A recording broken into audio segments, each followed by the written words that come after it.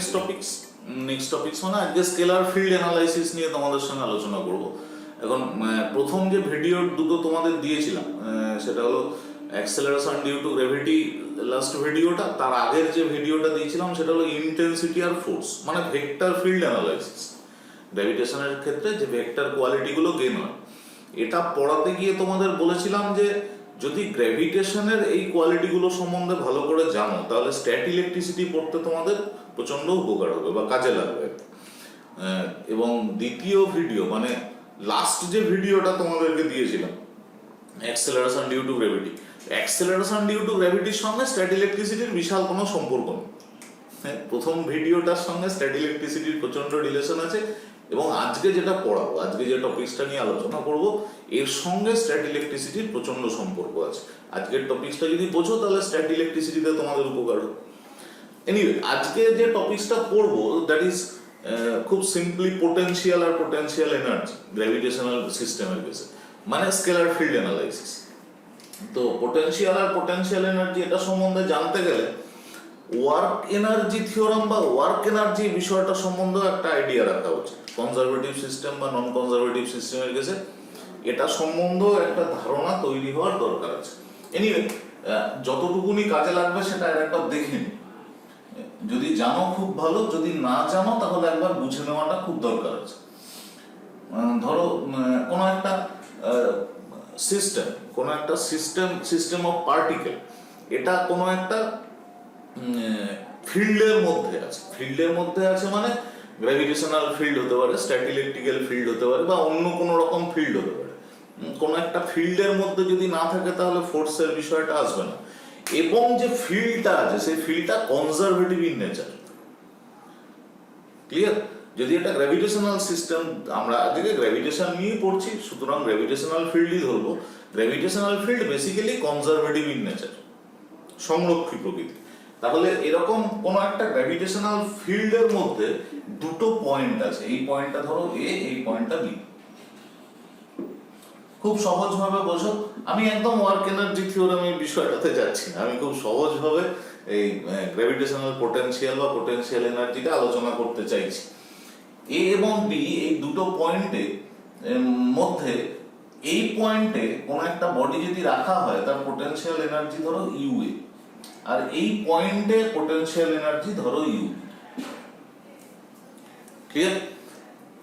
এই পয়েন্টে ওই বডিটার ভেলোসিটি ধরো ইউ, এই পয়েন্টে ওই বডিটার ভেলোসিটি ভি। কনজারভেটিভ ফিল্ড, এখন গ্র্যাভিটেশন নিয়ে আমরা আলোচনা করছি না, শুধুমাত্র ফোর্স আর ডিসপ্লেসমেন্ট নিয়ে আলোচনা করলেই যথেষ্ট। তো এখানে ইনিশিয়াল ভেলোসিটি, এখানে ফাইনাল ভেলোসিটি, তার মানে বডিটা এই পজিশন থেকে ওই পজিশনের দিকে মুভ করছে, তাই না? তাহলে বডিটার মুভমেন্টের ডিরেকশন এদিকে, টুয়ার্ডস দিস। অর্থাৎ আমি যদি এখান থেকে ডিসপ্লেসমেন্ট মাপতে শুরু করি, মানে এটুকুনি যদি এক্স হয়, এই এক্স এর পরে একটা ছোট্ট এলিমেন্ট আমরা নিয়ে নেব ডিএক্স, যদি ভেরিয়েবল ফোর্স হয়। হ্যাঁ, আর যদি কনস্ট্যান্ট ফোর্স হয় তাহলে তো সরাসরি ইউজ করাই যাবে। এনিওয়ে, আমরা খুব সহজে যদি কনজারভেশন অফ মেকানিক্যাল এনার্জি বিষয়টা কাজে লাগাই, তাহলে দেখো half M U square plus potential energy U A equals to half mv square plus potential energy u। অর্থাৎ এই পয়েন্টে টোটাল যা এনার্জি, মেকানিক্যাল এনার্জি, এই পয়েন্টেও টোটাল মেকানিক্যাল এনার্জি সেম আছে। মেকানিক্যাল এনার্জি কনজার্ভ হয়েছে, কেন? Conservative system, simply. তাহলে এখান থেকে U A minus U equals to half m v square minus half m u square হবে, তাই না? equals to m, মানে v square minus u square by 2। এখানে নিচে s দিয়ে মাল্টিপ্লাই করে উপরে s দিয়ে মাল্টিপ্লাই করলাম, সিম্পল। ঠিক আছে? দেখো ঠিক এই কোয়ান্টিটিটাই আসছে। এই পার্টটা v square minus u square by 2s, এটা তো a, acceleration. So it is equals to ma into S, মানে সিম্পলি এটা হলো এফ ইন্টু এস, অর্থাৎ ওয়ার্কটা বা ফোর্স ইন্টু ডিসপ্লেসমেন্ট, নেট ওয়ার্কটা। যদি ফোর্সটা কনস্ট্যান্ট না হয়ে ভেরিয়েবল হয় তাহলে সিম্পলি আমরা কি করব, এই এফ এস না করে এফ ডট ডিএক্স এটার ইন্টিগ্রেশন করব। ইন্টিগ্রেশন করব যে পয়েন্ট থেকে স্টার্ট করেছি, অর্থাৎ আর ইনিশিয়াল থেকে আর ফাইনাল পর্যন্ত, তাই না? তাহলে চেঞ্জ ইন পোটেনশিয়াল এনার্জি এটাকে আমি সিম্পলি এই বিষয়টা কাজে লাগিয়ে বের করতে পারি। হ্যাঁ, ওয়ার্ক এনার্জি থিওরাম থেকে অনেক সহজে হয় বা ক্যালকুলেশন অনেক কম হয়, বাট একদম বেস থেকে যদি বোঝার ব্যাপার থাকে তাহলে এটা করলে অনেক সুবিধা হয়। এবং মাথায় রেখো এখানে যে এফ ডট ডিএক্স যেটা করেছি, এই এফ ডট ডিএক্স এর এফটা হলো ওই কনজারভেটিভ ফোর্সটা, অন্য কোনো ফোর্স নয়, শুধুমাত্র ওই কনজারভেটিভ ফোর্সটা, মানে যে ফোর্সের রেসপেক্টে তুমি পোটেনশিয়াল এনার্জি বা কাইনেটিক এনার্জি এই বিষয়গুলোকে আলোচনা করতে চাইছো। ক্লিয়ার? এবারে গ্র্যাভিটেশনাল পোটেনশিয়াল এই বিষয়টা কি এটা পরিষ্কার হয়ে গেছে। তাহলে গ্র্যাভিটেশনাল পোটেনশিয়াল বোঝার জন্য আমার এই জায়গাটা দরকার আছে, খুব সহজ। দেখো, ইন্টেন্সিটি আর ফোর্স যখন আলোচনা করেছিলাম তখন বলেছিলাম যে ইন্টেন্সিটি হলো ভেক্টর ফিল্ড অ্যানালাইসিসের একটা ইউনিট, তাই না? মানে ইউনিট মাস যে ফোর্স এক্সপিরিয়েন্স করছিল সেটাকে আমরা বলেছিলাম ইন্টেন্সিটি, তাই তো? এবং ইন্টেন্সিটিকে মাস দিয়ে মাল্টিপ্লাই করলে নেট ফোর্স পাচ্ছিলাম। আজকে প্রথমে যেটা পড়বো সেটা হলো পোটেনশিয়াল, যদিও পোটেনশিয়ালটা পোটেনশিয়াল এনার্জির বিষয় থেকেই আনতে হবে, যেরকম ইন্টেন্সিটির ধারণাটাও আমরা ফোর্স থেকে এনেছি, একই রকম ভাবে পোটেনশিয়ালের ধারণাটাও পোটেনশিয়াল এনার্জির কনসেপ্ট থেকেই আনতে হবে। বাট তবুও মানে ইন্টেন্সিটি যেরকম ভেক্টর ফিল্ডের কেসে ইউনিট ছিল বা প্রাইমারি কোয়ান্টিটি ছিল, পোটেনশিয়ালটাও স্কেলার ফিল্ড অ্যানালাইসিসের প্রাইমারি কোয়ান্টিটি। ইন্টেন্সিটিকে মাস দিয়ে গুণ করে আমরা কি পেয়েছিলাম? ফোর্স। পোটেনশিয়ালকে মাস দিয়ে গুণ করে পাবো পোটেনশিয়াল এনার্জি। আরেকটা জিনিস মাথায় রাখো, পোটেনশিয়াল এনার্জি কোনো পয়েন্টের এক্স্যাক্টলি হয় না, যেটা হয় সেটা হলো দুটো পয়েন্টের পোটেনশিয়াল এনার্জির ডিফারেন্স, ঠিক আছে?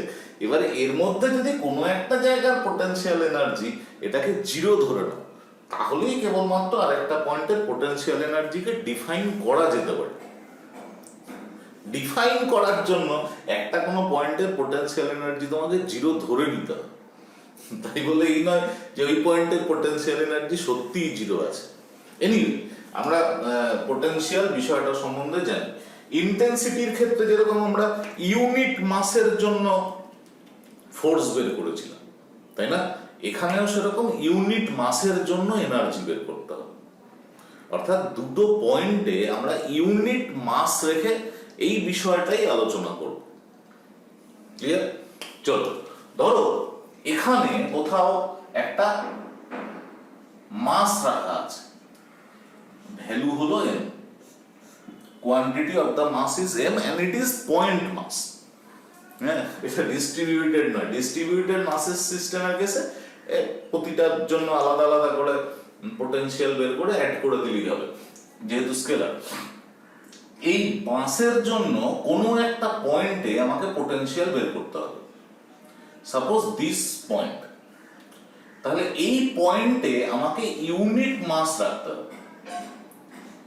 ইউনিট মাস রেখে এই ইউনিট মাসটার এই পয়েন্টে থাকার জন্য যা পোটেনশিয়াল এনার্জি এসেছে সেটাই হলো এই পয়েন্টে এই এম মাসের জন্য পোটেনশিয়াল এনার্জি। বুঝতে পেরেছেন? তাহলে পোটেনশিয়াল এনার্জি এটাকে খুব সহজভাবে ডিফাইন করা যায়। পোটেনশিয়াল এনার্জি খুব সহজভাবে ডিফাইন করা যায়, এটা হলো পোটেনশিয়াল ইনটু মাস, তাই না? তাহলে পোটেনশিয়ালকে খুব সহজে ডিফাইন করতে গেলে কি করতে হবে? পোটেনশিয়াল এনার্জি ফর ইউনিট মাস, তাই না?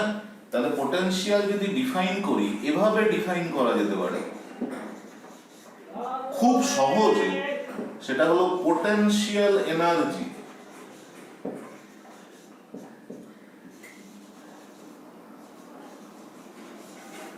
For unit mass.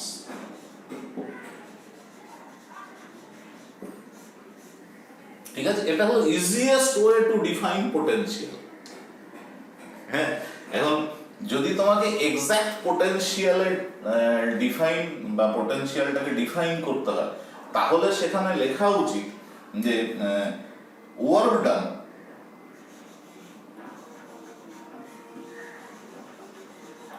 by the external agent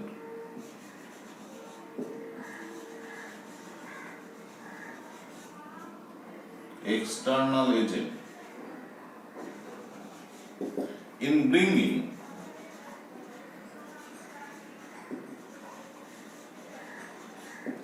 unit mass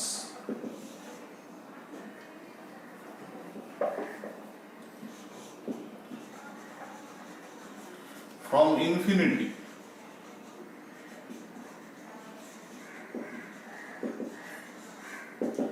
to the point, work done by the external agent in bringing unit mass from infinity to the point without changing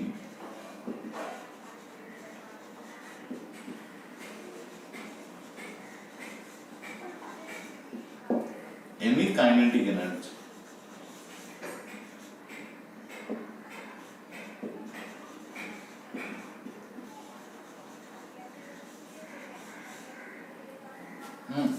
এটা হলো potential energy, potential at any point, potential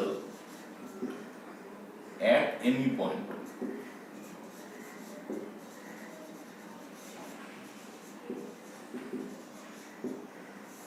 Potential at any point can be defined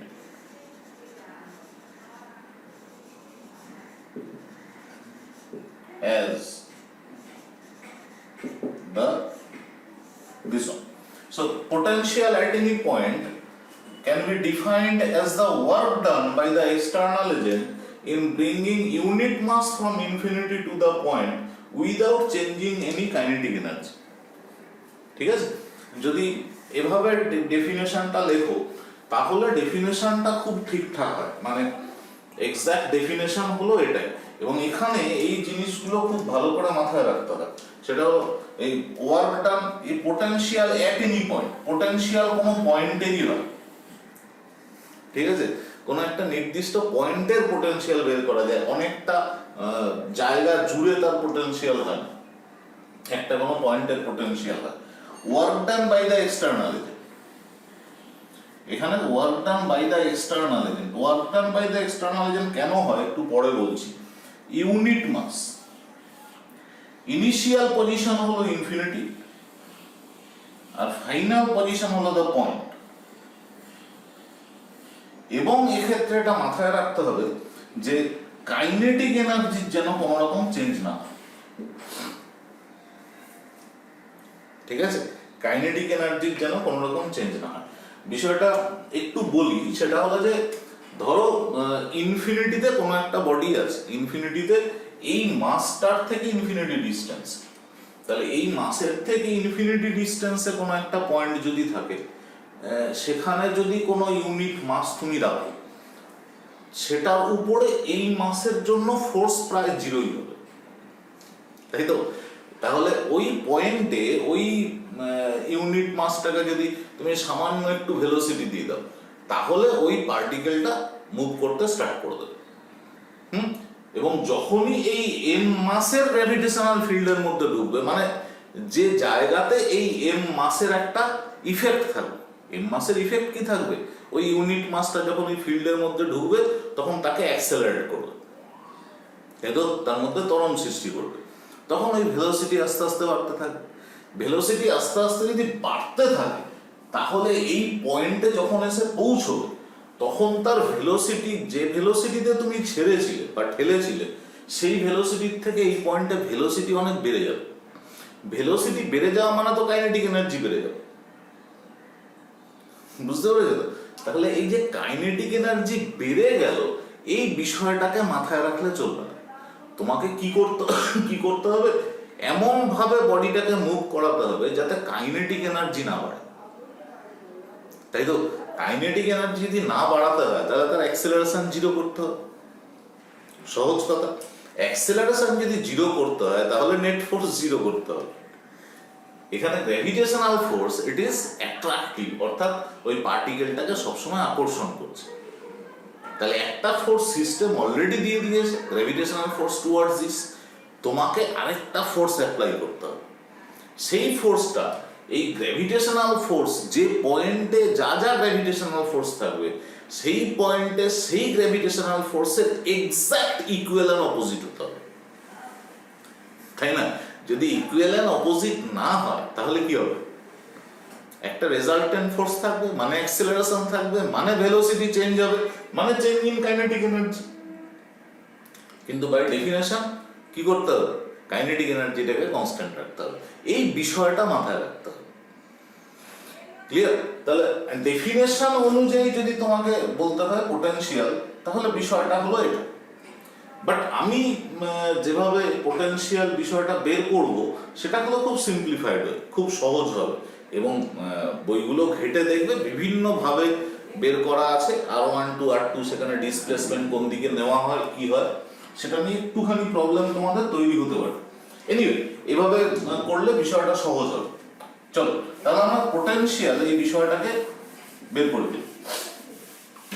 আমি এটা রেখে দিয়েছি তার কারণ তোমাদের কাজে লাগবে। তাহলে পোটেনশিয়াল এনার্জি বের করার জন্য পোটেনশিয়াল ইনটু মাস এই বিষয়টাই কাজে লাগাও। তার আগে পোটেনশিয়াল বের করে নিতে হবে। কিভাবে বের করা যায়? ধরো এখানে কোনো একটা দুটো পয়েন্ট নিই, এই পয়েন্টটা এখান থেকে, এই পয়েন্টটা এখান থেকে, এটা ইনিশিয়াল পয়েন্ট, এই ডিসটেন্সটা ধরো R1,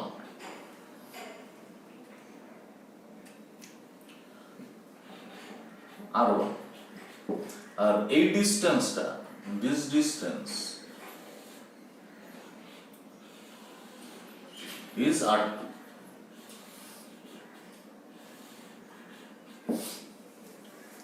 ঠিক আছে? এখন আমাকে এই পয়েন্টের পোটেনশিয়াল এনার্জি ধরো U1, এই পয়েন্টের পোটেনশিয়াল এনার্জি U2। ক্লিয়ার? তাহলে U1 প্লাস এই পয়েন্টের ভেলোসিটি যদি U হয়, এই পয়েন্টের ভেলোসিটি যদি V হয়, তাহলে U1 plus half mu square equals to U2 plus half mv square হবে, তাই তো? এভাবে যদি করি তাহলে খুবই সহজে হয়ে যাবে। কিন্তু এখানে u আর v, u square v square, এই u আর v এটাকে ইউজ করা যায় তখনই সহজে যখন ফোর্সটা কনস্ট্যান্ট থাকে, তাই না? কিন্তু এখানে কি ফোর্সটা কনস্ট্যান্ট আছে? ভালো করে খেয়াল করে দেখো, এই পয়েন্টের এখান থেকে যা ডিসটেন্স, এটা যদি x হয় তাহলে force at distance x equals to gm into 1 by x square, তাই না? অর্থাৎ ডিসটেন্সের উপরে ডিপেন্ডেন্ট। তাহলে এই পজিশনে যখন ডিসটেন্সটা R1 ছিল তখন যা ফোর্স, এই পয়েন্টের ডিসটেন্স যখন R2 তখন ফোর্সটা ডিফারেন্ট, তাই তো? তাহলে আমরা সরাসরি এই U1 plus half mu square, U2 plus half mv square এর পরের স্টেপটা যখন করতে যাবো, অর্থাৎ দিস ওয়ান, এই স্টেপটা করার সময় M A equals to F এটা লেখা যাবে না, তার কারণ এটা ভেরিয়েবল, এটা অ্যাক্সেলারেশনটা ভেরিয়েবল। তাহলে আমরা কোনটা ইউজ করব? U A minus U B equals to F dot dx, তাই না? তাহলে আমি এখন যেটা ইউজ করব সেটা খুব ইজি, সেটা হলো U A minus U B. এখানে দেখো U one minus U two হবে, তাই না? এখানে ইউ এ ইউ বি, তাহলে এটা U one minus U two. Clear? ফোর্সের ডিরেকশন এখানে এদিকে নিয়েছিলাম, ডিএক্স এদিকে আছে, তাহলে এখানেও এফ ডট ডিএক্স এর ইন্টিগ্রেশন করব কোথা থেকে? আর ইনিশিয়াল থেকে আর ফাইনাল, অর্থাৎ আর ওয়ান থেকে আর টু। দেখো এখানে যেরকম ছিল একদম সেরকম লিখেছি, একদম যা ছিল দেখো সেটাই করেছি, F dot dx R one to r two, বা আর ইনিশিয়াল টু আর ফাইনাল। ঠিক আছে? এখন এখানে একটা শুধুমাত্র গন্ডগোল আছে, সেটা হলো আর ওয়ান টু আর টু। এখানে গ্র্যাভিটেশনাল ফোর্সের ডিরেকশনটা এদিকে, এফ কনজারভেটিভ ফোর্স তো গ্র্যাভিটেশনাল ফোর্স, তাই না? এক্সটার্নাল ফোর্স তুমি ইউজ করেছো, বাট এখানে কনজারভেটিভ ফোর্সটা গ্র্যাভিটেশনাল ফোর্স। তাহলে এফ এদিকে, ডিএক্স এদিকে আছে, তাহলে এই দুটোর মধ্যে অ্যাঙ্গেল আছে 180 ডিগ্রি। তাহলে এখানে এফ ডিএক্স, এটাকে যদি এফ ডিএক্স cos থিটা লেখো, এটা উইল বি cos 180 ডিগ্রি, তাই তো? Equals to integration of F এর ভ্যালু কত? GM by x square dx. আগে মাইনাস সাইন চলে আসবে, this is due to cos 180 degree. এখানে r initial to r final, মানে r one to r two, gmm by x square, gmm by x square dx, তাহলে dx x to the power minus 2 dx, x to the power minus 2 dx এর integration করলে কত হয়? minus 1 by x। তাহলে এখানে কত হবে? minus 1 by x, মানে minus 1 by r2 plus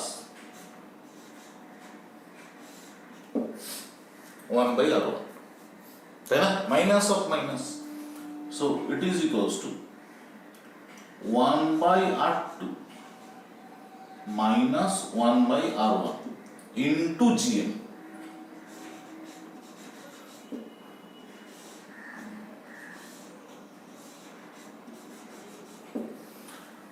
একদম ভালো করে বিষয়টা বুঝে নাও। u1 মাইনাস u2 করেছি, এখানে এই পয়েন্টে ইউ এ ছিল, এই পয়েন্টে ইউ বি ছিল। এখানে যেটা হয়েছিল সেটা হলো আমরা ধরে নিয়েছিলাম যে ফোর্সটা টুয়ার্ডস দিস, এদিকে ফোর্সটা কাজ করছে, আমরা ধরে নিয়েছিলাম ফোর্সটা এদিকে কাজ করছে, এবং এক্স এক্স প্লাস ডিএক্স, অর্থাৎ ডিএক্স যে এলিমেন্টটা বাড়িয়েছি সেটা এদিকেই বেড়েছে। বুঝতে পেরেছো তো? তাহলে ফোর্স ওইদিকে কাজ করছে, ডিসপ্লেসমেন্ট ওইদিকে হয়েছে, সেজন্য ফোর্স আর ডিএক্স, এই থিওরি অনুযায়ী ফোর্স আর ডিএক্স এই দুটোর মধ্যে অ্যাঙ্গেল ছিল 0 ডিগ্রি। বাট এখানে গ্র্যাভিটেশনাল ফোর্স মানে কনজারভেটিভ ফোর্স, তার ডিরেকশন এদিকে, ডিএক্স অর্থাৎ যেদিকে ইনক্রিজিং, এক্স ডিসটেন্সটা যেদিকে ইনক্রিজিং সেদিকে ডিএক্স এর ডিরেকশন যদি নিই, তাহলে ফোর্স আর ডিএক্স এর মধ্যে অ্যাঙ্গেলটা 180 ডিগ্রি হয়ে যায়। ঠিক আছে? তাহলে এই অ্যাঙ্গেলটা 180 ডিগ্রি করে ফেলেছি, অ্যাঙ্গেলটা 180 degree, cos 180 degree, you know it very well, এটা মাইনাস চলে আসে। ঠিক আছে? এটা মাইনাস মাইনাস জিএম বাইরে চলে গেছে, 1 by X square dx, 1 by X square মানে x to the power minus 2 হলে মাইনাস 1 বাই এক্স হবে, তাহলে minus 1 by r2 plus 1 by r1। আমি মধ্যে স্টেপটা করি, তাহলে এটা কত হচ্ছে? 1 by r2 minus 1 by r1 G.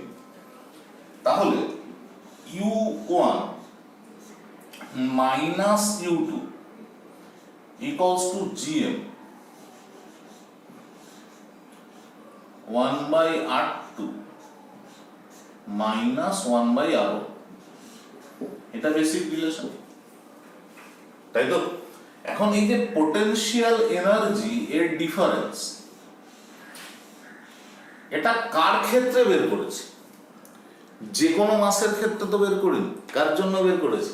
It is for unit মাস। ভালো করে দেখো, তাই না? এটা ইউনিট মাসের জন্য। তাহলে এই পোটেনশিয়াল এনার্জির ডিফারেন্স, এটাই পোটেনশিয়ালের ডিফারেন্স হবে, V1 minus V2, it is equals to GM into 1/R2 minus 1/R1, তাই না?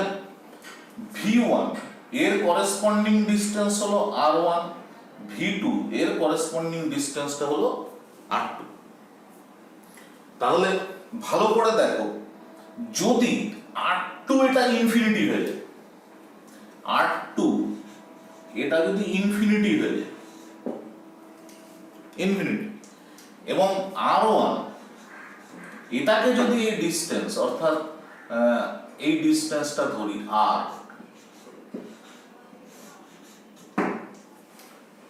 তাহলে R1 ইকুয়ালস টু যদি R হয়, তাহলে অবভিয়াসলি V2 ইনফিনিটি ডিস্টেন্সে V2 এর ভ্যালু কি হবে? কত? V2 এর value it will B infinity, বা আমরা অ্যাজিউম করে নিতে পারি যে potential at infinity is 0, considering potential at infinity is 0, or R2 এর করেসপন্ডিং GM বাই ইনফিনিটি যেটা হবে সেটা যদি V2 ধরে নিই, তাহলে V1 minus it is 0, it is equals to R2 যদি ইনফিনিটি ধরি, এটা কত হবে? Minus GM by R1। Actually V1 minus V2 এটা লিখলেই ভালো হয়, ঠিক আছে? অর্থাৎ V1 equals to minus GM by R, এখানে R1 হবে না, R প্লাস V2। এটা লেখা বেশি বুদ্ধিমানের কাজ। যদি ইনফিনিটিতে পোটেনশিয়ালটা V2 এটা যদি 0 হয়, তাহলে V1 equals to minus GM by R হবে, তাই তো? তাহলে V1 equals to minus GM by R এটা একটা পার্সিয়াল বিষয়।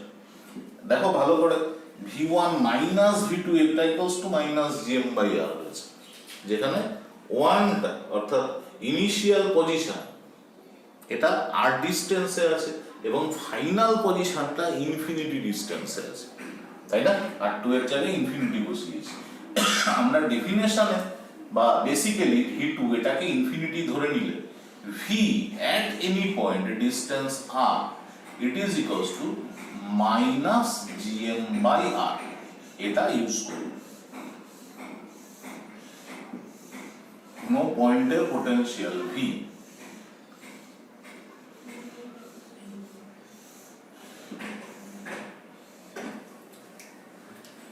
ক্লিয়ার? এটাকে অনেকভাবে ইউজ করা যেতে পারে। এই ডেফিনেশন যেটা দিয়েছিলাম তোমাদের, ওই ডেফিনেশন অনুযায়ী এক্সটার্নাল ফোর্স বা এক্সটার্নাল এজেন্টের জন্য ডিসপ্লেসমেন্ট, সেটা ধরেও পড়া যেতে পারে, একই রকম আসবে। আমার মতে এটা অনেক কনভেনিয়েন্ট এবং এখানে কোনো ভুল বোঝানোর জায়গা নেই, মানে ভুল বোঝানো নেই, যেটা আছে খুব ফেয়ার এবং সহজভাবে করা আছে। কারণ এই বিষয়টা তোমরা জানো, টোটাল মেকানিক্যাল এনার্জি যা ছিল আগে এবং টোটাল মেকানিক্যাল এনার্জি পরে যা হবে, যদি কনজারভেটিভ সিস্টেম হয়, তাহলে mechanical energy remains constant. Clear? তাহলে পোটেনশিয়াল এই বিষয়টা বোঝা গেল। তাহলে পোটেনশিয়াল এই বিষয়টা জানা গেল। পোটেনশিয়াল বিষয়টা খুব সহজভাবে, কোনো একটা m মাস, এখানে m মাস রাখা আছে কাছাকাছি কোনো পয়েন্টে, মানে এখান থেকে r ডিস্টেন্সের কোনো পয়েন্টে ইউনিট মাস যদি রাখা হয়, তাহলে এই ইউনিট মাসটার যে পোটেনশিয়াল এনার্জি গেইন করবে, ইনফিনিটির পোটেনশিয়াল এনার্জি 0 ধরা হলে এই পোটেনশিয়াল এনার্জির ভ্যালুটা হবে মাইনাস GM বাই R। ডিস্টেন্সটা স্মল r ধরেছি, ইট ইজ পোটেনশিয়াল, তাই তো? এখন যদি এখানে ইউনিট মাস না রেখে আমি m মাস রাখতাম, তাহলে ফোর্সটা GMM বাই R স্কয়ার হতো বা GMM বাই X স্কয়ার হতো। একই রকম ভাবে টোটাল তখন পোটেনশিয়াল এনার্জির এই বিষয়টা আনতে হতো।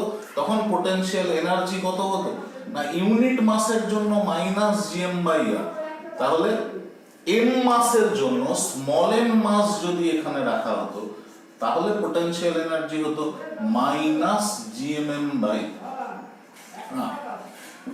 অর্থাৎ পোটেনশিয়াল ইনটু মাস, এটা হলো পোটেনশিয়াল এনার্জি।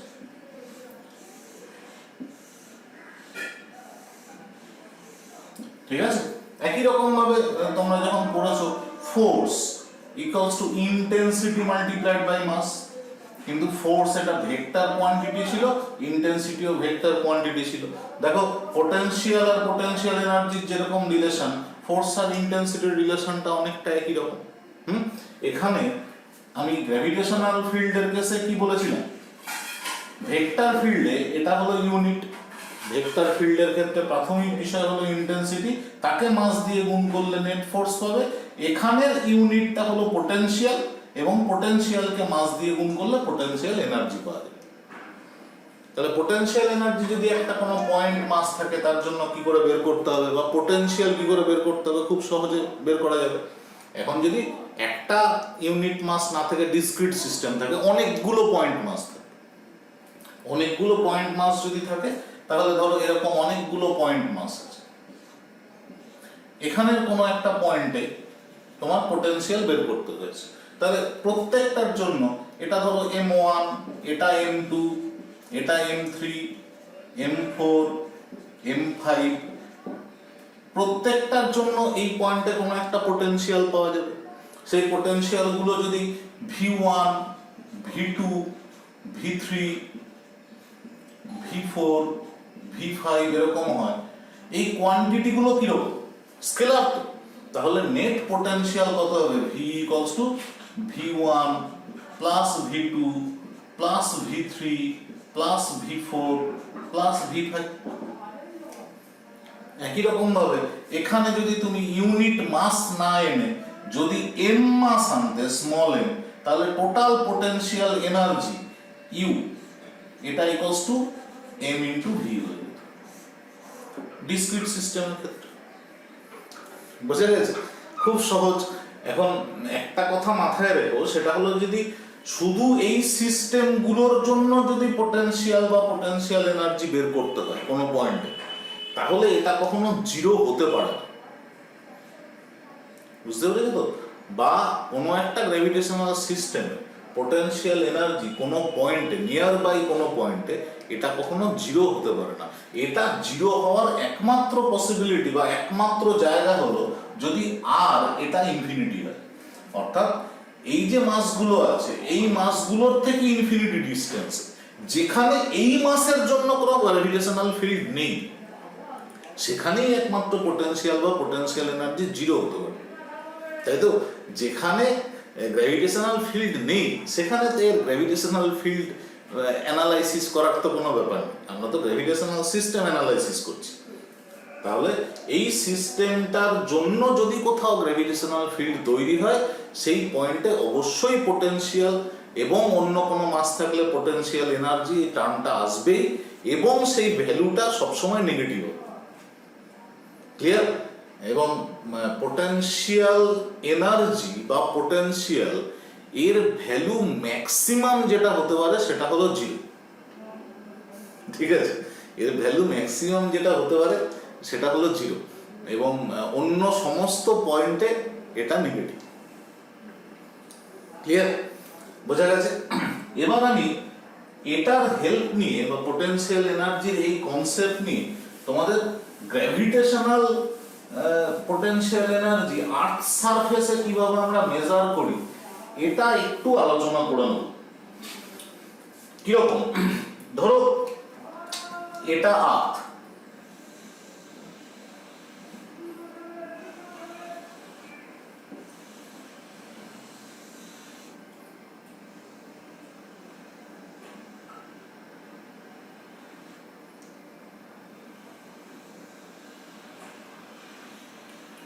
গোল আঁকাটা না চরম সমস্যা, হ্যাঁ,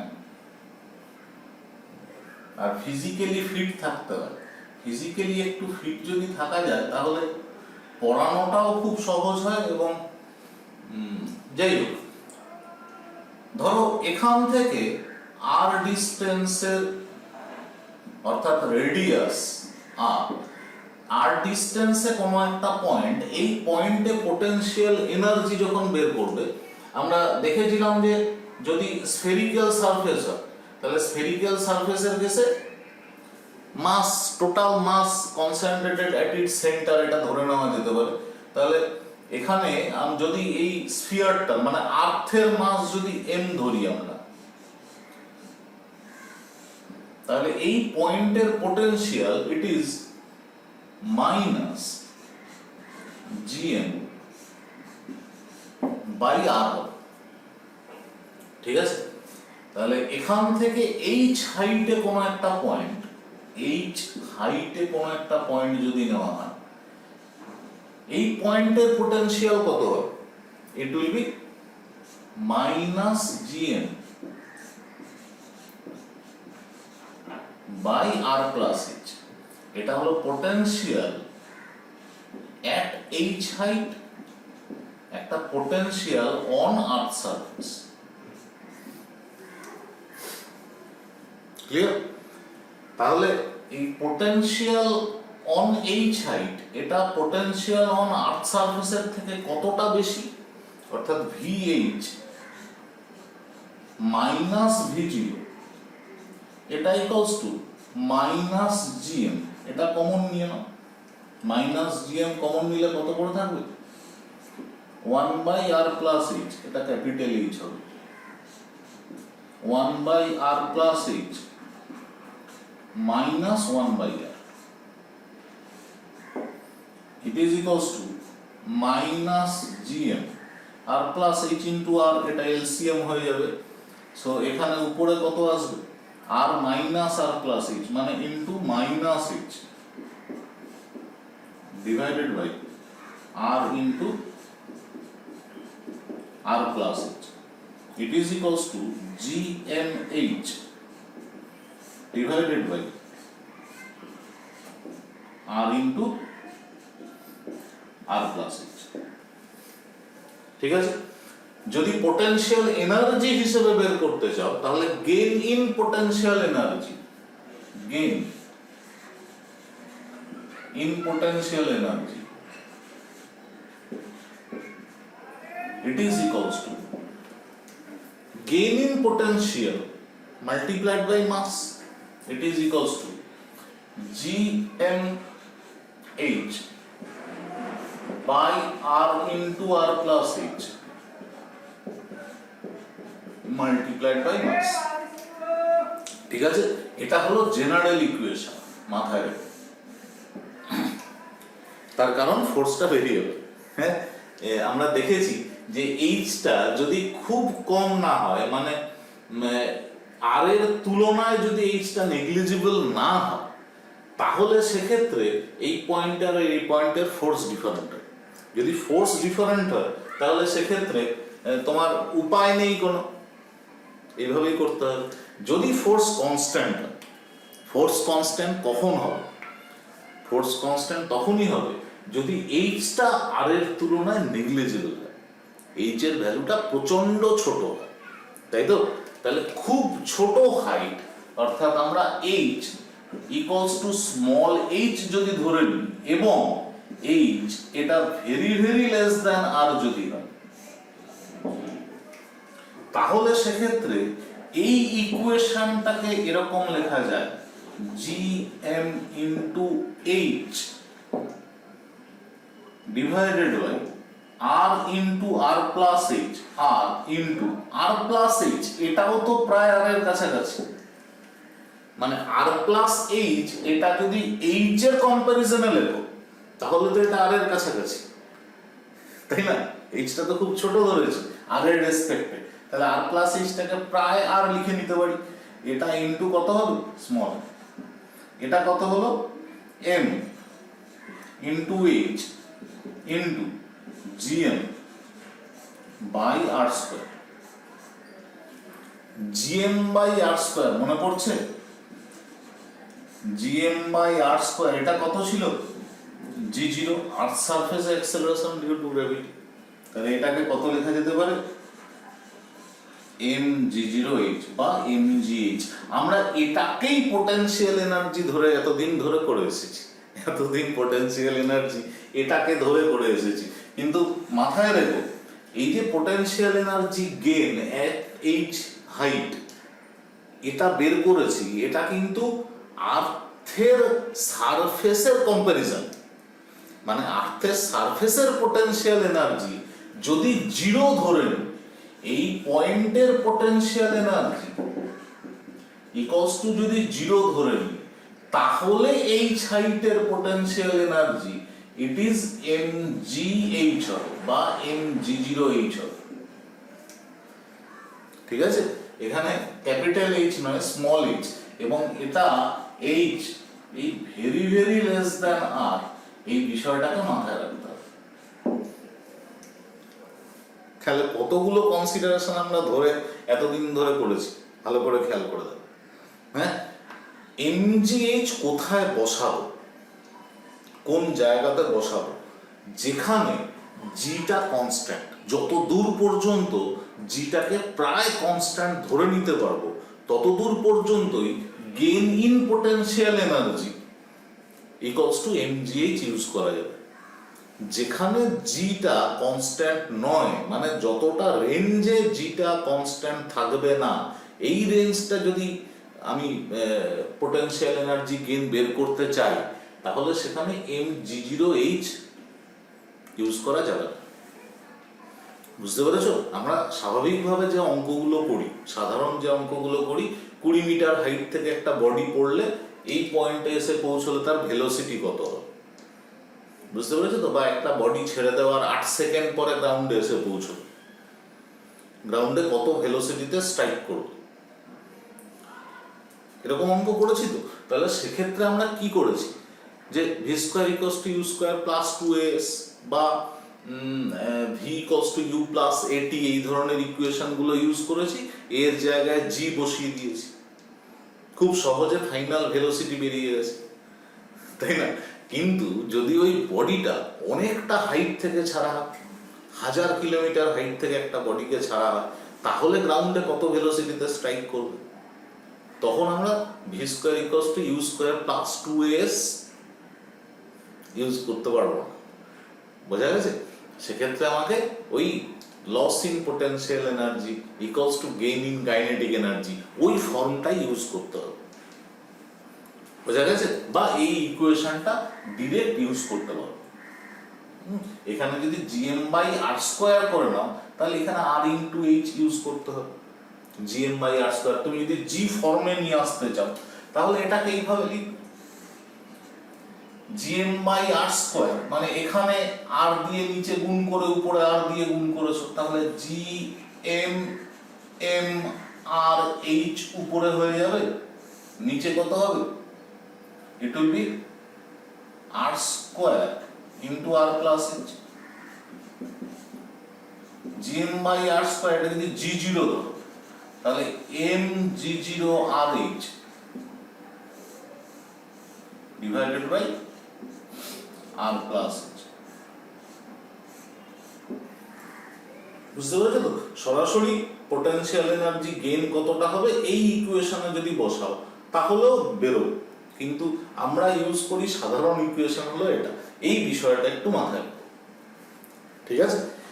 এবারে যেটা করব সেটা একটা টিপিক্যাল অ্যাপ্লিকেশন, এটা মুছে ধরো এটা আর্থ, আমি ছোট করে রাখছি, যে কোনো প্ল্যানেট ধরা যেতে পারে, অসুবিধা নেই।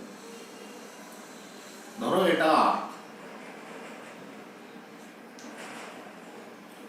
সেই গোলাকার এবং সেই একই রকম সমস্যা, ধরে নাও এটা স্ফেরিক্যাল।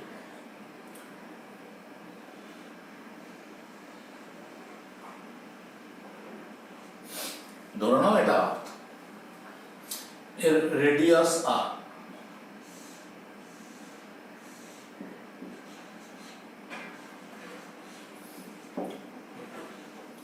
এই পয়েন্টটা এ পয়েন্ট, এখান থেকে কোন একটা বডিকে প্রজেক্ট করা হয়েছে, মানে ছোড়া হয়েছে। এখানের কোন একটা পয়েন্ট আছে বি, এই পয়েন্টে মানে এইচ হাইটে, এই পয়েন্টে এইচ হাইটে এই পয়েন্টে উঠে এই বডিটার ভেলোসিটি অবশ্যই কিছুটা কমে যাবে, তাই না? কিছুটা ভেলোসিটি ডিক্রিজ করবে। কতটা ভেলোসিটি ডিক্রিজ করবে দেখা যাক। ধরো এই পয়েন্টের ভেলোসিটি হলো ইউ, ইউ ভেলোসিটিতে ছুঁড়েছো, এই পয়েন্টের যে ভেলোসিটি গেইন করেছে সেটা হলো ভি। সিম্পল বিষয়। তাহলে এই পয়েন্টের টোটাল যা মেকানিক্যাল এনার্জি আছে, মেকানিক্যাল এনার্জি কত আছে না potential energy minus G M M by r, যদি মাস এম হয় পার্টিকেলটা, তাই তো, plus kinetic energy half M U square, এটা হলো টোটাল মেকানিক্যাল এনার্জি। আর এই পয়েন্টের total mechanical energy G M M by R plus h, অবশ্যই minus, plus kinetic energy half M V square. ঠিক আছে? এই পয়েন্টের যা মেকানিক্যাল এনার্জি আর এই পয়েন্টের মেকানিক্যাল এনার্জি, এই দুটো নিশ্চয়ই ইকুয়াল হবে। কেন? আমি একটা গ্র্যাভিটেশনাল ফিল্ড ধরেছি, কিরকম সিস্টেম? গ্র্যাভিটেশনাল সিস্টেম কনজারভেটিভ, তাহলে এটা নিশ্চয়ই ইকুয়াল হবে। Gravitational potential energy plus kinetic energy, এখানে তো আর কোনো রকম পোটেনশিয়াল এনার্জি নেই এবং অন্য কোনো ধরনের ফোর্সও নেই ধরে নিয়েছি, এয়ার ফ্রিকশন, ভিসকাস ফোর্স, এগুলো সব অ্যাবসেন্ট। তাহলে এখানে half M U square minus half M V square equals to G M M by R minus G M M by R plus H হবে। এই বিষয়টা একটু আগেও আমরা করলাম। তো U square minus V square equals to G M into 1 by r minus 1 by r plus h, তাই তো?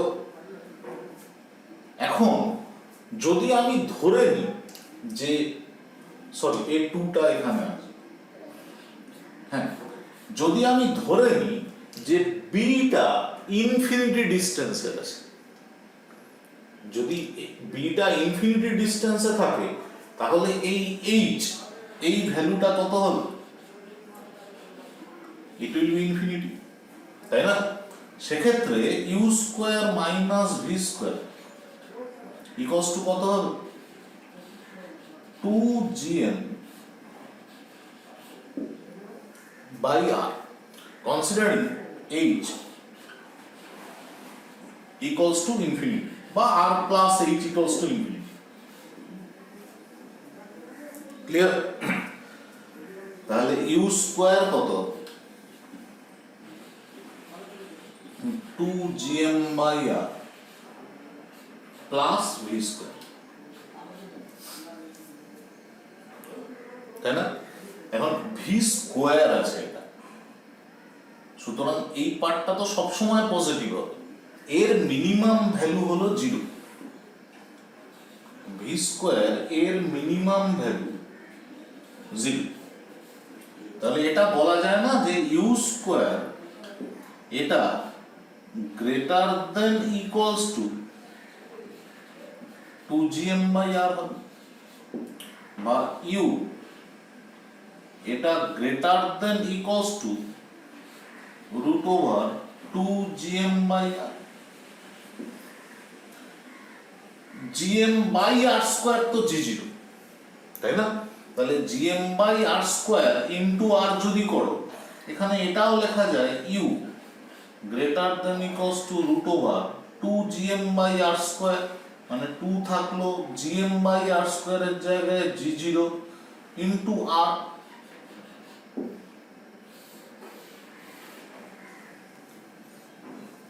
বোঝা গেছে? এখন ইউ মিনিমাম কত হবে? ইউ মিনিমাম এটা ইকুয়ালস টু কত?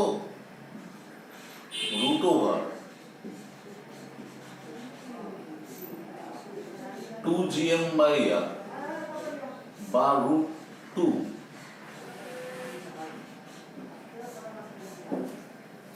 g0। এই যে ভেলোসিটিটা পেলাম, এই ভেলোসিটিটা কিরকম? দেখো h ইকুয়ালস টু ইনফিনিটিতে পৌঁছতে হবে বডিটা, তাই না? h ইকুয়ালস টু ইনফিনিটিতে পৌঁছতে গেলে মিনিমাম যে ভেলোসিটিটা দরকার, u minimum, h equals to ইনফিনিটিতে পৌঁছানোর জন্য যে মিনিমাম ভেলোসিটি এই বডিটাতে দেওয়া উচিত বা দেওয়ার দরকার আছে, সেই ভেলোসিটিটা হলো √2gr। বোঝা যাচ্ছে বিষয়টা? মিনিমাম ভেলোসিটি যেটা দরকার আছে to reach out this body আর to project the body at infinity, ইনফিনিটিতে ঠেলে দেওয়ার জন্য মিনিমাম এই ভেলোসিটিটা বডিতে দিতেই হবে, তাই তো? এই যে ভেলোসিটিটা পেয়েছো, এই ভেলোসিটিটাকে বলা হয় escape velocity.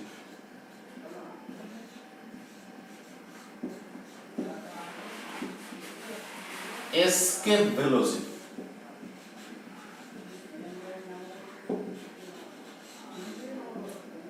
it is minimum velocity required to escape from this gravitational field। এখানে আর্থের ক্ষেত্রে করেছি, সেই জন্য g0 টার্মটা এসেছে।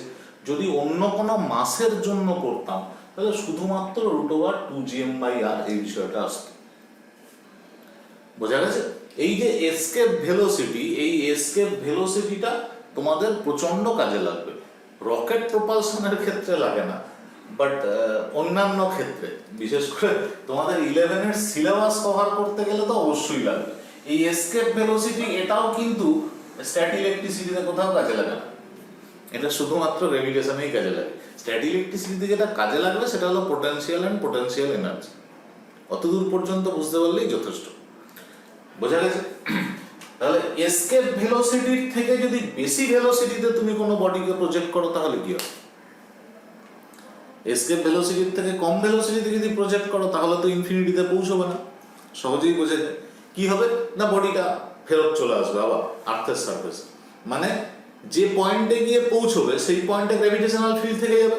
ইনফিনিটিতে তো পৌঁছতে পারছো না, যে পয়েন্টে পৌঁছবে সেখানে গ্র্যাভিটেশনাল ফিল্ড থেকে যাবে। ইনফিনিটিতে গ্র্যাভিটেশনাল ফিল্ড নেই, তাহলে যে পয়েন্টে গ্র্যাভিটেশনাল ফিল্ড আছে সেখানে গিয়ে যদি বডিটা থেমে যায়, আবার পুল করে নেবে, টেনে নেবে, আর্থ তাকে আবার টেনে নেবে নিজের দিকে, সেই বডিটা আবার আর্থের সারফেসে ফেরত আসবে। যদি এই ভেলোসিটিটা দাও তাহলে ইনফিনিটিতে যাবে। যদি তার বেশি ভেলোসিটি দাও, যেটা বলছিলাম তোমার, যদি তার বেশি ভেলোসিটি দাও তাহলে ওই ভেলোসিটির জন্য যে কাইনেটিক এনার্জি আছে, হ্যাঁ, ওই কাইনেটিক এনার্জির যতটুকুনি গ্র্যাভিটেশনাল পোটেনশিয়াল এনার্জি ওভারকাম করার জন্য দরকার আছে ততটুকুনি নষ্ট হবে। বাকি যে কাইনেটিক এনার্জিটা আছে ওই কাইনেটিক এনার্জি বডির মধ্যে থেকে যাবে। ক্লিয়ার? আমরা যখন প্রবলেমগুলো আলোচনা করব ক্লাসে, যখন তোমাদের অঙ্কগুলো আটকাবে, আমরা যখন আলোচনা করব তখন দেখবে যে এখানে ভেলোসিটি অ্যাক্সেলারেশন দিয়ে হয় না, এখানে ভেলোসিটি আর পোটেনশিয়াল এনার্জি দিয়ে বা কাইনেটিক এনার্জি আর পোটেনশিয়াল এনার্জি এটা দিয়ে আলোচনা হয়। আরেকটা বিষয় মাথায় রেখো যে এসকেপ ভেলোসিটি এটা কিন্তু রকেট প্রপালশনের ক্ষেত্রে বিশাল কাজে লাগে না। কতগুলো ছোটখাটো জিনিস এখানে বলে নেওয়া যেতে পারে। সেটা হলো যে যদি এবারে একটা খুব ছোট্ট জায়গা নিয়ে আলোচনা করার, মানে তোমাদের বিশাল কাজে লাগবে এরকমটা নয়, আবার কাজে লাগবে না তাও নয়। যারা একটু ইন্টারেস্টেড ফিজিক্স সম্বন্ধে তাদের ক্ষেত্রে তো অবশ্যই কাজে লাগবে। ধরো এটা আর্থ সারফেস, এর আর্থের রেডিয়াস r, মাস m, এবং এর কাছাকাছি কোনো একটা পয়েন্ট, এই পয়েন্টটা খুব কাছে, অর্থাৎ এই পয়েন্টে এবং আর্থ সারফেস খুব কাছাকাছি, একদম সারফেস থেকে কোনো বডিকে প্রজেক্ট করলে অসুবিধা হবে। অসুবিধা হবে মানে যদি ভার্টিক্যালি প্রজেক্ট করো কোনো অসুবিধা নেই, যদি হরাইজন্টালি প্রজেক্ট করো তাহলে একদম আর্থ সারফেস ঘেসে যাওয়া। তার থেকে একটু হাইট বেশি ধরেছি, হাইটটা এখানে দেখে মনে হচ্ছে অনেকটা, বাট এনিওয়ে এখানে ধরো এই পার্টিকেলটাকে আমি ভি ভেলোসিটিতে প্রজেক্ট করেছি হরাইজন্টালি, এটা হলো ভেলোসিটি। ভেলোসিটি এদিকে দেখিয়েছি মানে পার্টিকেলটা এদিকে চলে যাবে এরকমটা না, আমি ভেলোসিটির ডিরেকশনটা শুধু দেখিয়েছি। তাহলে এই পয়েন্টে এই পার্টিকেলটার যা টোটাল এনার্জি আছে that is half M V square minus G M N by r. এটা হলো kinetic energy, this one is potential energy, তাই না? এখন হাফ এম ভি স্কোয়ার এটা অ্যাজ ইট ইজ থাকুক, এই G M M by r এটাকে আমি এরকম লিখি G M by r square into m into r, ঠিক আছে? G M by r square এটা তো জি জিরো, তাহলে it is equals to M G zero into R half M V square minus. এই যে বিষয়টা আলোচনা করছি এই বিষয়টা তোমাদের বইয়ে সেইভাবে নেই, হ্যাঁ, খুব ভালো মতন নেই এই বিষয়টা, এখান থেকে বুঝে নিলে ভালো হবে। এনিওয়ে এটা গেল তোমার টোটাল এনার্জি ভি ভেলোসিটিতে যখন ছুড়েছো ওই বডিটা। এবারে যদি এই ভি ভেলোসিটির জন্য এই পার্টিকেলটা আর্থের চারিদিকে রোটেট করে উইদাউট টাচিং আর্থ সারফেস, অর্থাৎ আর্থ সারফেসে এসে না পড়ে, মানে আমি একটা কোনো বডিকে যদি হরাইজন্টালি ছুঁড়ি তাহলে ইট will B semi projectile motion, half projectile, যে হরাইজন্টালি ছুঁড়লে কিছু দূর পরে গিয়ে গ্রাউন্ডে টাচ করে, তাই না? আর একটু বেশি ভেলোসিটিতে যদি ছুঁড়ি আর একটু দূরে গিয়ে গ্রাউন্ডে টাচ করবে, আর একটু বেশি ভেলোসিটিতে ছুঁড়লে আরো দূরে গ্রাউন্ডে টাচ করবে। এরকম করতে করতে একটা নির্দিষ্ট ভেলোসিটিতে যদি আমি ছুঁড়ি তাহলে সেই বডিটা আর গ্রাউন্ডে টাচ করবে না, ঠিক আছে? গ্রাউন্ডে টাচ না করে এ আর্থের চারিদিকে ঘুরতে থাকে, ঠিক আছে? এই যে ভেলোসিটিটা, যে ভেলোসিটিতে ছুড়লে এই পার্টিকেলটা জাস্ট আর্থে পড়বে না, সেই ভ্যালুটা কত হবে একটু দেখে নিই। দেখো এই পয়েন্টে বডিটা থাকার সময় গ্রাউন্ডের দিকে অর্থাৎ সেন্টারের দিকে যে ফোর্সটা কাজ করছে সেই ফোর্সটা হলো জিএমএম বাই আর স্কোয়ার, তাই তো? এবং এই বডিটা যদি রোটেট করাতে হয় তাহলে তার একটা সেন্ট্রিপিটাল ফোর্স দরকার আছে। এই সেন্ট্রিপিটাল ফোর্সের ভ্যালু কত হবে? It will be mv square by R. Centripetal force সবাই জানো, এটা কোন দিকে দিতে হবে? Towards the centre. তাহলে এই যে সেন্ট্রিপিটাল ফোর্স, এই সেন্ট্রিপিটাল ফোর্সটা কে সাপ্লাই করবে? GMM by R square, gravitational force. যদি এই দুটো ইকুয়াল হয় তাহলে V square it is equals to small M cancel হয়ে গেল, it is equals to GM by R square multiplied by R, it is equals to R G zero. Clear? তাহলে V equals to কত হলো? Root R G zero.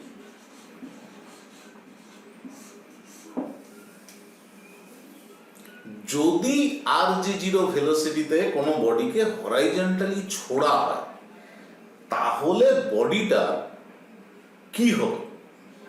খুব সহজ কথায় আর G zero ভেলোসিটিতে ছোড়া হলে বডিটা সার্কুলার মোশন করবে, অর্থাৎ বডিটার যে মোশন হবে দ্যাট উইল বি সার্কুলার। তাহলে একটা জায়গা আমরা পেলাম যে root R G zero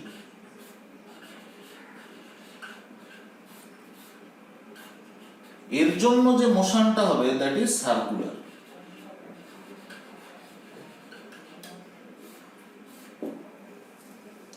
clear? দেখো খুব সহজভাবে এখানে বিষয়টাকে আমি অ্যানালাইসিস করি। ভি এর জায়গাতে, এই ভি এর জায়গাতে যদি রুট আর জি জিরো বসাও তাহলে এটা কত হবে? Half of M R G zero minus M G zero. বুঝতে পেরেছো তো? এটা কত হচ্ছে? Minus half M G zero R or R G zero. বুঝে গেছে? তাহলে টোটাল এনার্জি কত এসেছে? নেগেটিভ। নেগেটিভ এনার্জি কার ক্ষেত্রে হয়? বাউন্ডেড সিস্টেমের ক্ষেত্রে। বুঝতে পারছো তো? সার্কেল কিরকম সিস্টেম, বাউন্ডেড সিস্টেম। ইলিপস কিরকম সিস্টেম, বাউন্ডেড সিস্টেম। তাহলে এই যতক্ষণ পর্যন্ত টোটাল এনার্জি নেগেটিভ আছে ততক্ষণ পর্যন্ত এই আর্থ আর এই বডিটা একটা বাউন্ডেড সিস্টেমের মধ্যেই থাকবে। বুঝতে পেরেছো তো?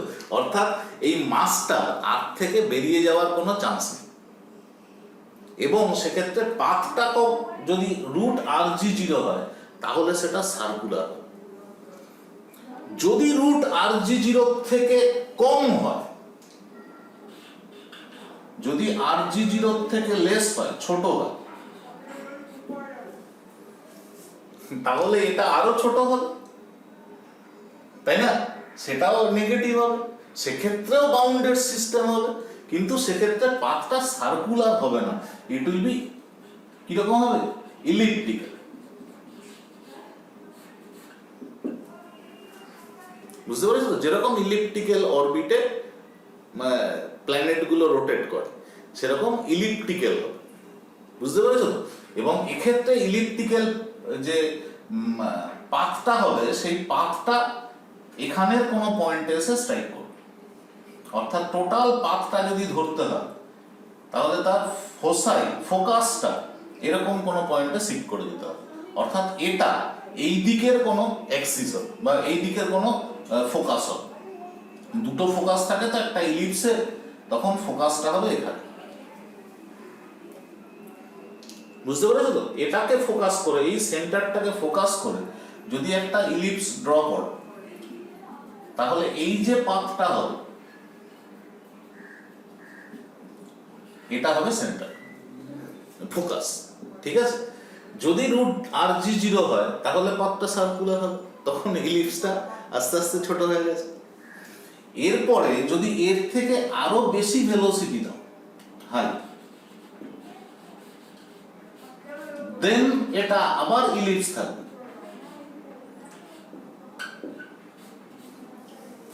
বুঝতে পেরেছো তো? বাট তখন এটা সেকেন্ড ফোকাস, অর্থাৎ এই দিকের ফোকাসটা হয়ে যাবে। অর্থাৎ তখন পাথটা এরকম কিছু একটা, আর এটা যদি সেকেন্ড ফোকাস হয় তাহলে ফার্স্ট ফোকাস এদিকে কোথাও হবে, অর্থাৎ পাথটা তখন এরকম কিছু একটা।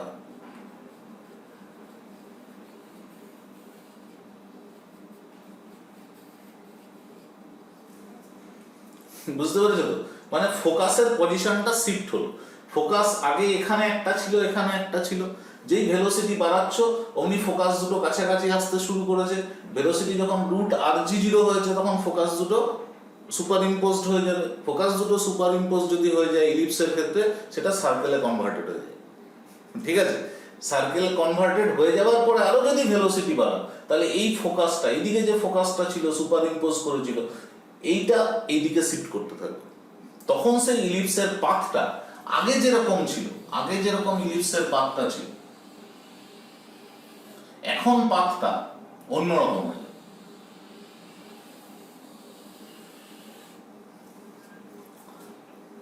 বুঝতে পেরেছো? হ্যাঁ, চেঞ্জ হয়ে গেল। যদি এক্স্যাক্টলি এসকেপ ভেলোসিটি সমান ভেলোসিটি দাও, এসকেপ ভেলোসিটি সমান, এসকেপ ভেলোসিটি সমান ভেলোসিটি মানে ভি এসকেপ কত, রুট টু জি আর বা জি জিরো আর। এখানে যদি রুট টু জি জিরো আর বসাও ভি এর জায়গাতে, তাহলে কত হবে, এম জি জিরো আর মাইনাস এম জি জিরো আর, এটা ইকুয়ালস টু জিরো। বুঝতে পেরেছো? যদি ভেলোসিটিটা root two g zero r হয়, মানে এসকেপ ভেলোসিটির সমান হয়, তাহলে টোটাল মেকানিক্যাল এনার্জি কত হয়েছে, জিরো। অর্থাৎ সিস্টেমটা তখন আর বাউন্ডেড থাকবে না। বোঝা গেছে?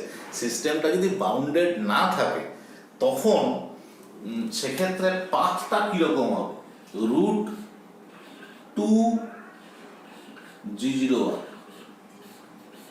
যদি velocity root two g zero r হয় তাহলে সিস্টেমটার বাউন্ডেড থাকছে না। তখন পাথটা it will be parabolic.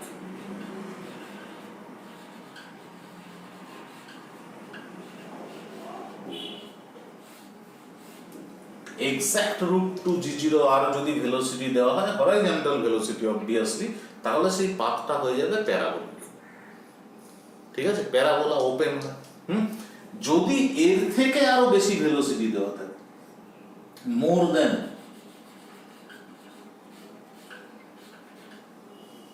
then it will be hyperbolic.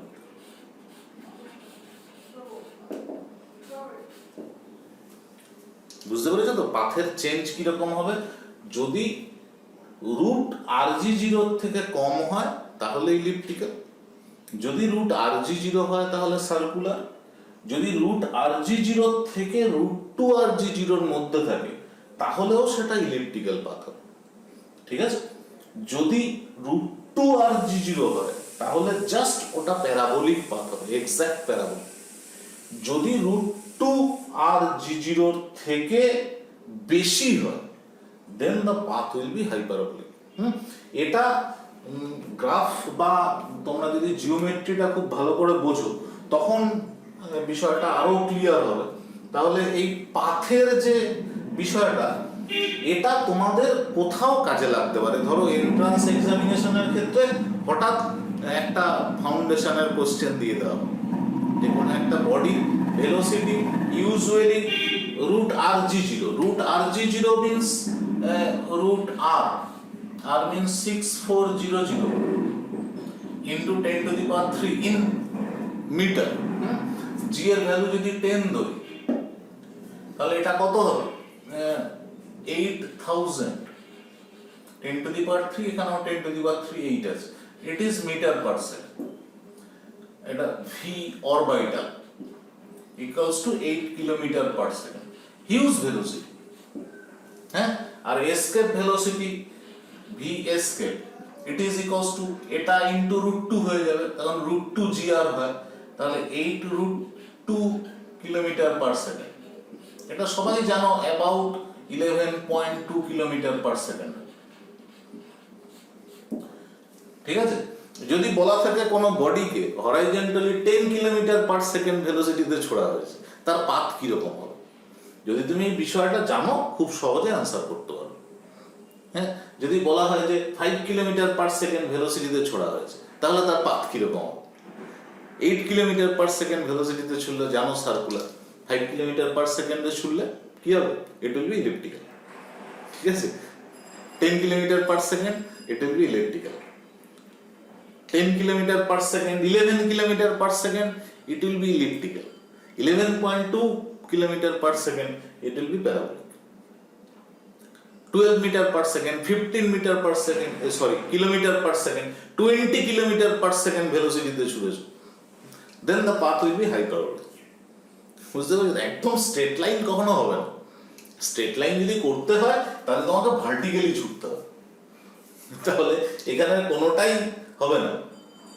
বুঝতে পেরেছো? তখন সবকটাই স্ট্রেট লাইন হবে। হরাইজন্টালি যদি ছোড়া হয় তাহলে এই পাথগুলোর বিভিন্ন রকম আকার। যদি ভার্টিক্যালি ছোড়ো তাহলে ভার্টিক্যালি এই বডিটা উঠে আবার নেমে আসবে। ঠিক আছে, কিন্তু এখান থেকে উঠে নেমে আসবে যদি রুট জি আর ভেলোসিটিতে ছোড়ো, তাহলে একটা হিউজ হাইটে উঠবে, উঠে নেমে আস্তে আস্তে আর্থ তো কিছুটা রোটেট করে যাবে, অর্থাৎ যে পয়েন্ট থেকে প্রজেক্ট করেছো সেই পয়েন্টে এসে পৌঁছানোর কোনো কারণ নেই। এনিওয়ে, মানে এই বিষয়টা তোমাদের কোথাও কোথাও কাজে লাগতে পারে।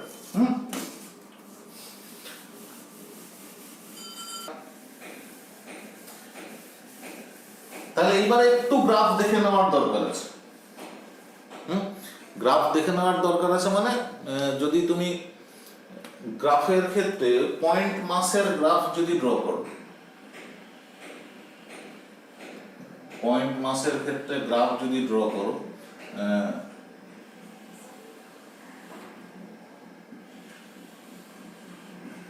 এদিকে ডিস্টেন্স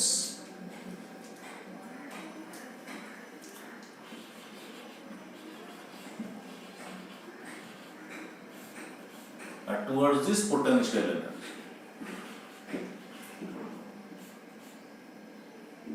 বা পোটেনশিয়াল, শুধু পোটেনশিয়ালের গ্রাফও তৈরি করতে হবে। এটা potential,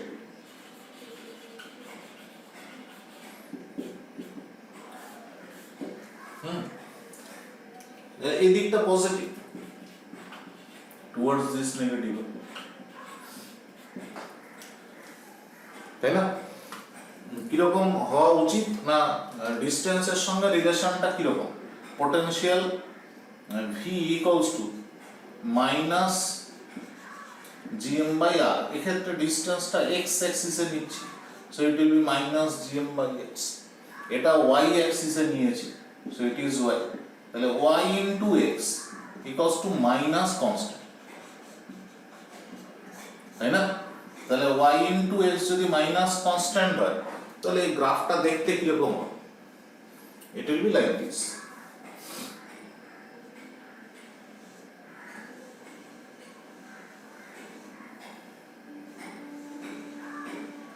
xy equals to constant, কনস্ট্যান্টের ভ্যালুটা কিরকম আছে? নেগেটিভ আছে। কনস্ট্যান্টের ভ্যালু যদি পজিটিভ আসতো তাহলে উপরে আঁকা, clear? At a distance of 0 সেখানে পোটেনশিয়ালটা কত হবে? মাইনাস ইনফিনিটি হয়ে যাবে।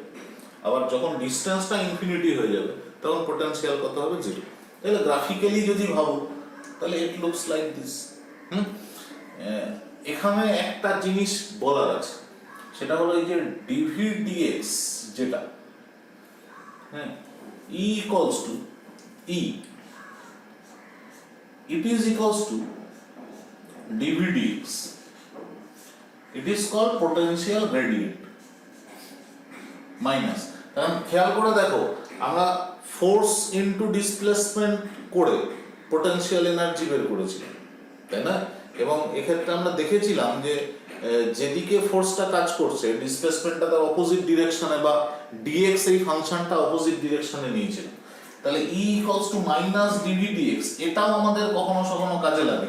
ইট is called potential gradient, dv dx, it is called potential gradient.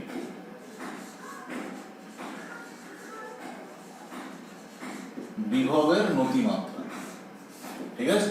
দুদিকে যদি মাস দিয়ে মাল্টিপ্লাই করো তাহলে এই ইকুয়েশনটা চেঞ্জ হয়ে এরকম হয়ে যাবে m ইনটু ই, তার মানে force equals to minus du dx। ঠিক আছে?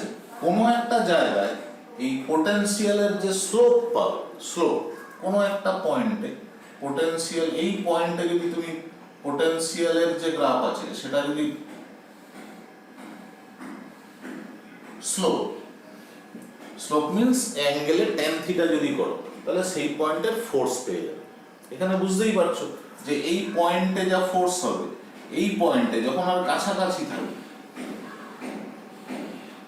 তখন অ্যাঙ্গেলটা দেখো আরো অনেক বেশি হচ্ছে, অর্থাৎ যত কাছে থাকবে তত ফোর্সটাও বেশি থাকবে। আস্তে আস্তে কি হবে, এটা প্যারালাল টু এক্স অ্যাক্সিস যখন হয়ে যাবে তখন এই অ্যাঙ্গেলটা আস্তে আস্তে 0 ডিগ্রির দিকে টার্ন নেবে। tan 0 ডিগ্রির ভ্যালু কত? স্লোপ মানে তো tan থিটা, tan 0 ডিগ্রির ভ্যালু কত?